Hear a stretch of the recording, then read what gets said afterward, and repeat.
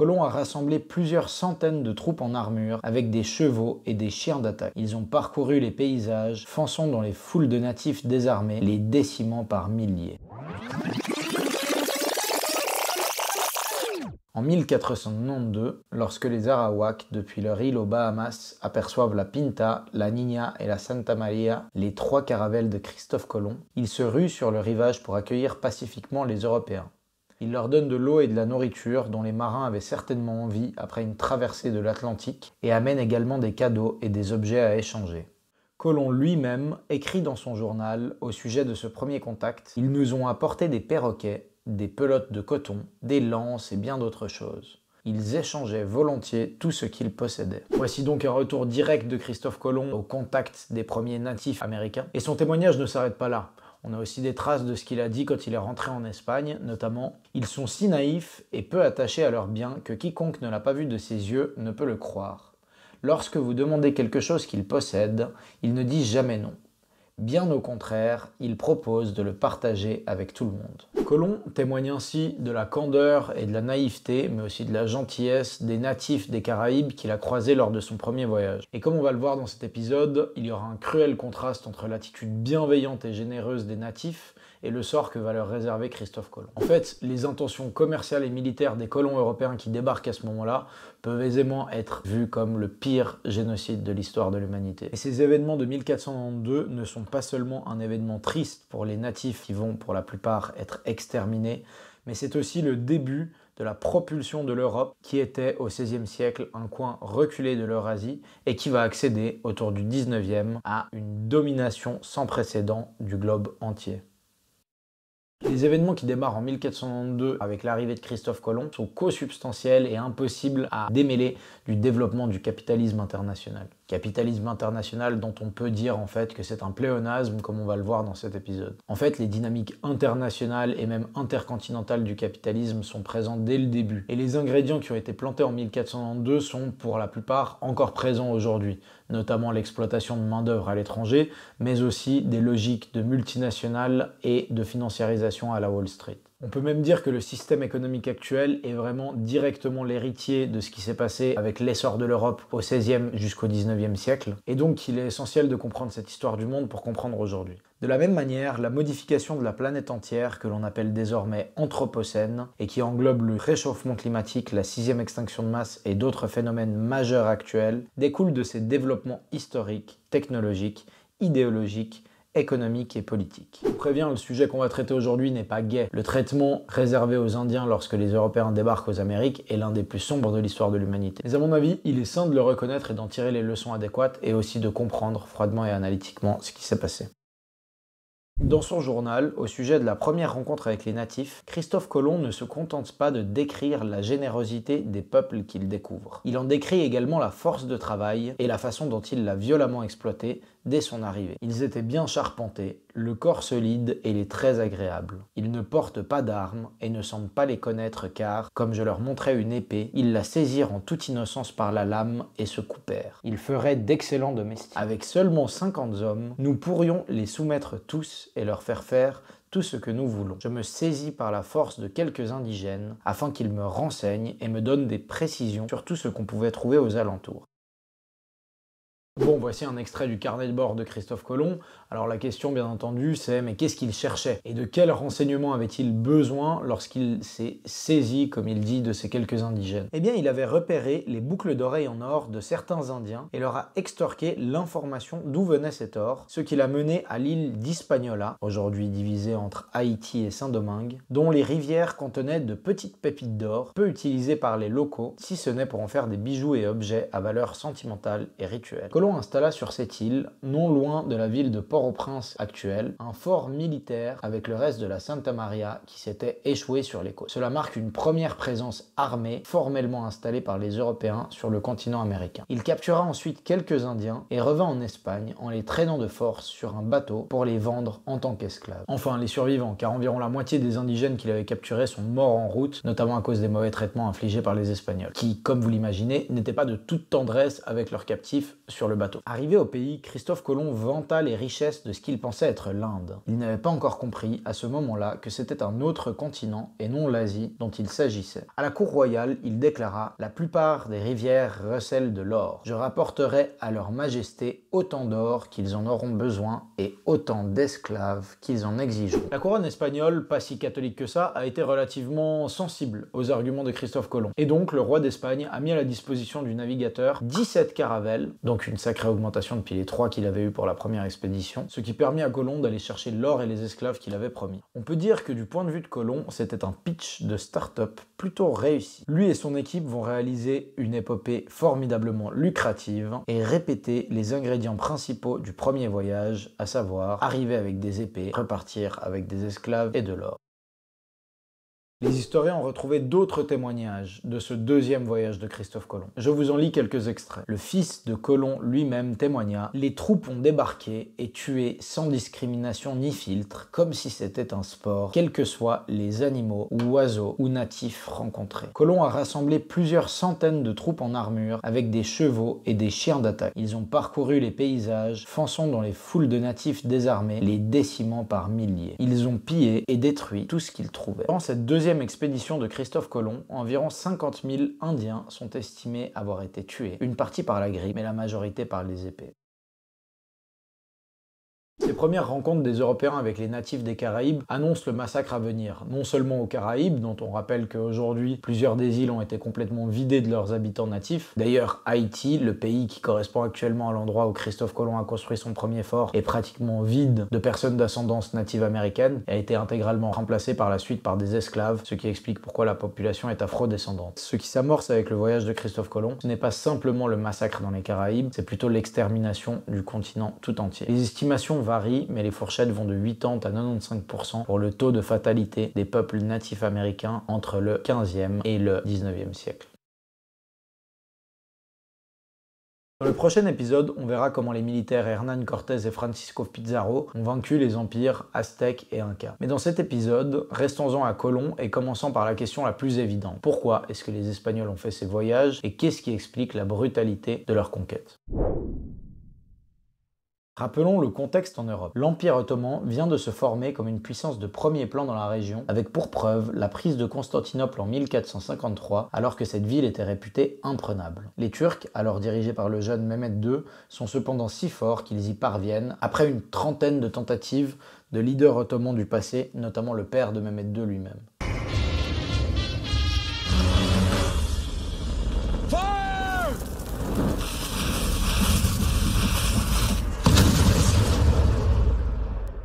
Il renomme alors la ville Istanbul. Cet acte achève l'Empire romain qui avait pourtant plus de 2000 ans d'histoire. Les Turcs dominent alors la Méditerranée de l'Est et les passages vers l'Asie. En effet, ces nouveaux maîtres maritimes sont désormais un point de passage entre les richesses d'Asie et d'Europe et commercent presque exclusivement avec les Vénitiens.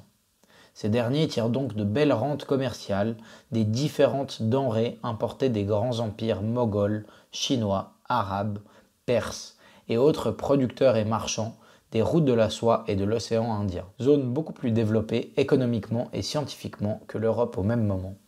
Vous en doutez bien, des États relativement forts comme l'Espagne à ce moment-là ne sont pas très heureux de ce commerce ottoman-vénitien et du monopole sur le commerce des épices. Les Espagnols veulent ainsi contourner le monopole islamo-vénitien en Méditerranée de l'Est et accéder directement au marché extrêmement lucratif des épices. En effet, le poivre, le piment, la muscade, la girofle, la cannelle, le gingembre et d'autres denrées similaires permettent à la fois de soigner certains maux, selon la médecine de cette époque, et je rappelle que même aujourd'hui, la plupart des médicaments viennent originellement des plantes, mais aussi, bien entendu, donner du goût aux aliments et masquer la viande avariée. Les frigos n'existent bien entendu pas à cette époque, il faut donc trouver des autres moyens de conservation, notamment le sel et les épices. Il y a donc un fort désir et intérêt d'accéder directement au commerce de l'océan Indien, en particulier à ce que les Européens appelleront les Indes orientales, qui correspondent aujourd'hui à l'Indonésie, en particulier à la région des Moluques. Sur ces îles poussent en effet les plantes qui se vendent à prix d'or en Europe. Et en parlant d'or, si les Espagnols peuvent également mettre la main dessus, c'est évidemment tout bénef pour la couronne. Les Espagnols et les Portugais avaient à ce moment-là une grande expérience guerrière puisque les XIIIe, XIVe et XVe siècles ont pour eux été marqués par la Reconquista de la péninsule, durant lesquelles ils avaient pu chasser les musulmans. En effet, les musulmans avaient colonisé la péninsule ibérique durant des siècles, et donc les Espagnols et les Portugais se retrouvent maintenant à nouveau souverains sur leurs terres historiques. Ils ne veulent donc pas arrêter leurs épopées et victoires guerrières aux ports de l'Europe, mais les continuer au-delà. Par exemple, l'Espagne s'implantera au XVe siècle dans les îles Canaries, au large du Maroc, et les Portugais autour du détroit de Gibraltar, ainsi qu'aux îles volcaniques de Madère et des Açores, et dans le golfe de Guinée. Et tout cela avant même le débarquement aux Amériques. D'ailleurs, les Portugais avaient même atteint le cap de Bonne-Espérance en Afrique du Sud actuelle en 1488, 4 ans avant le voyage de Christophe Colomb. On voit donc que le débordement militaire des Portugais et des Espagnols a coïncidé avec cette reconquête par rapport aux terres musulmanes et va effectivement ne pas se limiter à l'Afrique, mais va déborder sur le continent américain. Passons désormais au troisième facteur de l'expansion coloniale aux Amériques. Le roi doit rembourser ses dettes. En effet, afin de se libérer de l'emprise musulmane, de nombreux arrangements avec des banquiers, principalement des Italiens, ont été passés pour financer les guerres portugaises et castillanes. Et j'utilise ici le mot italien, mais c'est un peu un anachronisme. Le concept d'Italie n'est pas vraiment courant à cette époque, et donc on parle plutôt de cité-État comme Venise ou comme Gênes. Les diverses villes italiennes comme Venise et Gênes étaient alors en pleine renaissance, mais surtout, elles avaient développé toute une industrie bancaire avec des capacités légales, monétaires, comptables et des autres infrastructures intangibles, afin de prêter des sommes relativement conséquentes à des rois guerriers qui devaient payer leurs soldats.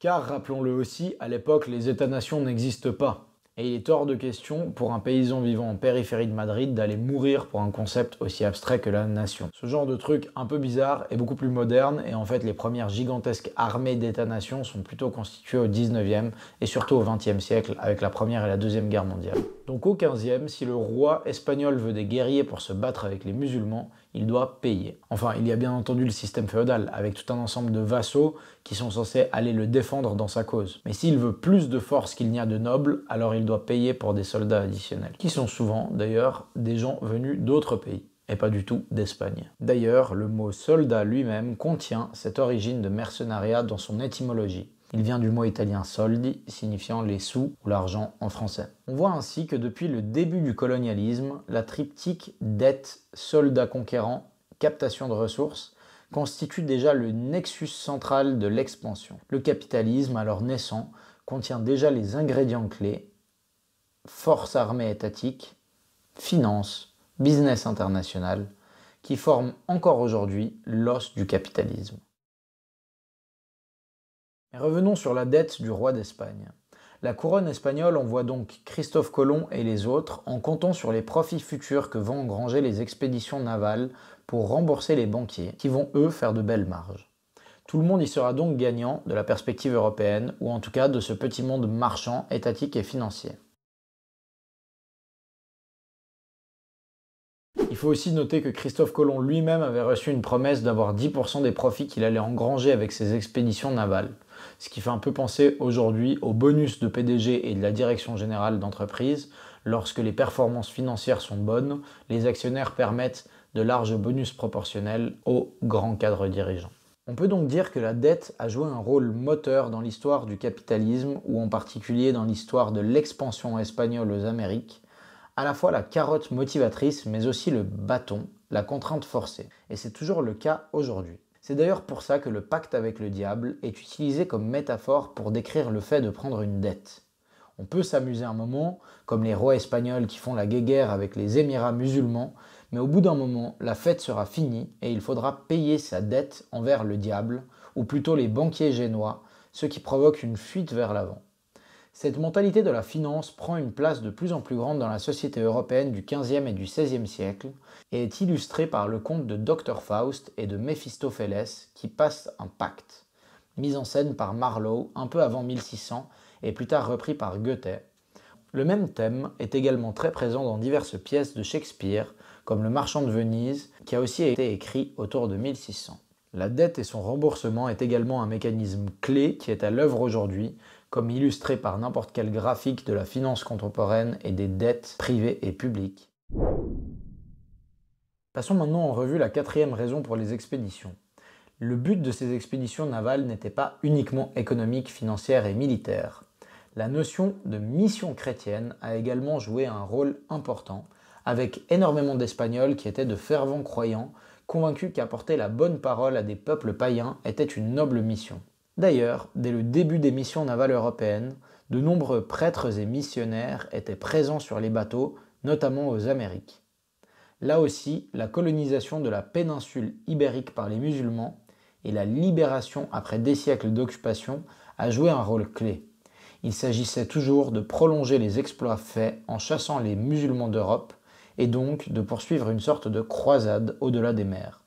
On a donc vraiment cette notion de repousser la limite de la chrétienté et bien entendu de répandre la parole de Dieu. Les traces des musulmans en Espagne et au Portugal sont encore bien visibles aujourd'hui, notamment dans la langue, avec énormément de mots de portugais directement empruntés de l'arabe, mais aussi dans l'architecture, notamment avec des bâtiments très impressionnants comme la mosquée cathédrale de Cordoue ou le palace forteresse de l'Alhambra à Grenade. Des éléments plus modestes sont également visibles dans l'architecture actuelle, comme les azulejos. A noter que cette notion de repousser la frontière du monde civilisé n'est pas due aux Espagnols et aux Portugais seulement. D'autres peuples européens ont voulu répandre leurs bonnes nouvelles ou leur civilisation.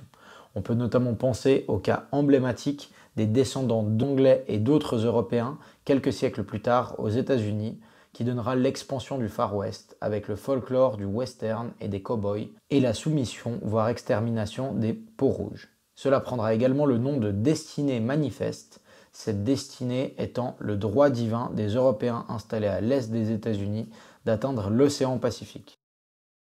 Mais chaque chose on s'entend, on reviendra au cas des Anglais et des États-Unis plus tard dans cette série. Dans le cas des grandes conquêtes espagnoles, la forme de la conquête vers l'ouest était en fait plutôt une conquête vers le sud, puisque les Espagnols ont débarqué autour des Caraïbes, il fallait ensuite sans cesse grignoter dans le continent vers le sud lorsqu'ils se sont rendus compte que c'était un nouveau continent, comme on le verra sur des cartes dès le prochain épisode. Finalement, j'aimerais préciser qu'il me semble faux de parler des Espagnols comme étant des envahisseurs, en sachant qu'à l'époque, la noblesse domine et se transmet le patrimoine du pays par droit d'héritage. En 1492, quand Colomb débarque, 2% de la population d'Espagne possède 95% des terres. L'immense majorité vit dans les champs et ne gagne pas du tout de l'expansion coloniale qui enrichira les banquiers, les guerriers, les marchands et les nobles. Au contraire, l'inflation provoquée par les métaux précieux d'Amérique conduira à des famines et rébellions paysannes, comme on le verra dans l'épisode 3. Et ça rappelle également ce qu'on avait vu lors du pilote, de l'épisode Racines du capitalisme 0, à savoir que la société capitaliste, ou l'économie en général, est toujours divisée par classe. Et que ce n'est pas tous les Espagnols qui sont égaux et qui ont des responsabilités identiques dans les événements d'Amérique latine. Un peu comme aujourd'hui, il serait faux, ou en tout cas très tiré par les cheveux, d'accuser l'Américain moyen de classe ouvrière du Midwest de la politique interventionniste des États-Unis en Irak. Finalement, petite parenthèse actuelle, à noter que si la proportion de 2% de la population possédant 95% des terres vous choque, je vous invite à regarder des mesures d'inégalité d'aujourd'hui. On n'est en fait pas si loin de ce compte. Si vous voulez des données plus contemporaines, j'avais fait un épisode entier sur l'influence des actionnaires sur l'économie. Je vous invite à aller le consulter. S'il y a 3 choses à retenir de cet épisode, je dirais que c'est, premièrement, Christophe Colomb, son équipe et les conquistadores ont fait preuve d'une immense sauvagerie envers les natifs du continent américain. Cette grande violence a contribué à l'émergence du capitalisme en Europe et à l'essor de nouvelles classes, notamment les banquiers et les marchands internationaux, qui vont se faire des fortunes gigantesques sur le business de l'or, des esclaves et des épices. Le capitalisme, depuis le début, est une alliance entre les États militaires et leur technologie de pointe, les marchands productivistes en quête de profit et les prêteurs en quête de rente. Ces gens de ces différentes classes sont souvent accompagnés par des idéologues, parfois chrétiens comme à l'époque de Colomb, parfois athées comme à l'époque actuelle, qui sont utilisés pour légitimer les violences militaires et marchandes.